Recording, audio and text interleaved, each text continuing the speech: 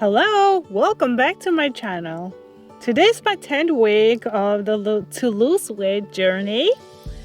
And I have been losing 10 pounds, which is super happy. And my old dresses fits me back and my health is improving enormously. I know it's only 10 pounds and for 10 weeks, it's very long, very slow, but it's worth it because I'm changing my bad habit to the good habit. It's a long process. So today's topic is carbohydrates, protein, and fats. Those three topics is very important, and it could be a bigger video for each, but I decided to make it one video because they work together and depending on each other. And the body requires a large amount of them because the body cannot produce them on its own. So here is the portion of your plates. You have to eat like carbs like 45% to 65% and fats 20% to 35%. And protein is 10% to 35%. But I have to clarify about carbohydrates. Carbohydrates is, we learned before, it's a sugar molecule. But not all carbohydrates, it's sugar. Sugar. Like carbohydrates, it can be fruits and grains and vegetable and milk products. So it's not all sugar. Sugar is not healthy, but carbs are healthy, okay? Okay, let's start with carbohydrates since we are talking about it. And carbohydrate is sugar and fiber found in fruits and grains and vegetables and milk products. Carbohydrates provide the fuel for the central nervous system and energy for the working muscles. They also prevent protein from being used as energy source and enable the fat metabolism. Also, carbohydrates are important for the brain function. They are the influence on the mood and memory. When started the low carbs diet, it's possible to feel the side effect called the keto flu. That's a mimic for the effect of flu. So we have to eat the carbs. Here's the good carbs and bad carbs. I'm trying to explain more. Good carbs are the low and moderated in calories and high in nutrition and devoid of the refined sugar and refined grains and high in neutrally accurate fiber, low in sodium, low in saturated fat, and low in cholesterol and trans fat. Bad carbs are the high in the calories, full of the refined sugars like corn syrup, white sugar, honey, and fruit juices. High in refined grains like white flour, low in many nutrients, low in fiber, and high in sodium, and sometimes high in saturated fat, and sometimes high in cholesterol and trans fats. If we can control our good carbs and bad carbs, then our health improves enormously. Okay, now let's talk about protein. Protein is essential to build muscle mass.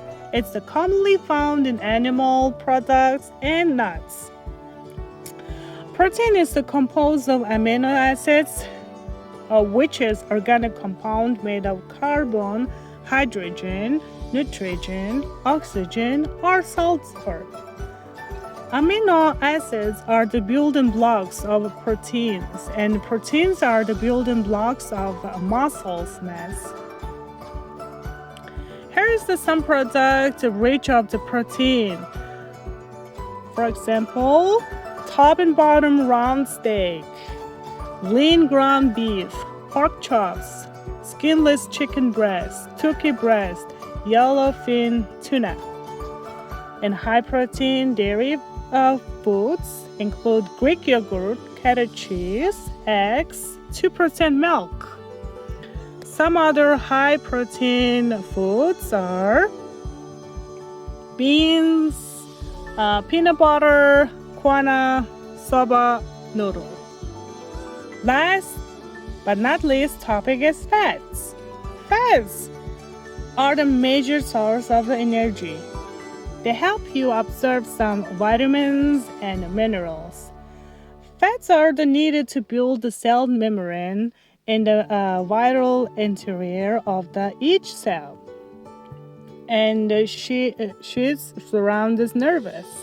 They are essential for the blood clotting, muscle movement, and inflammation.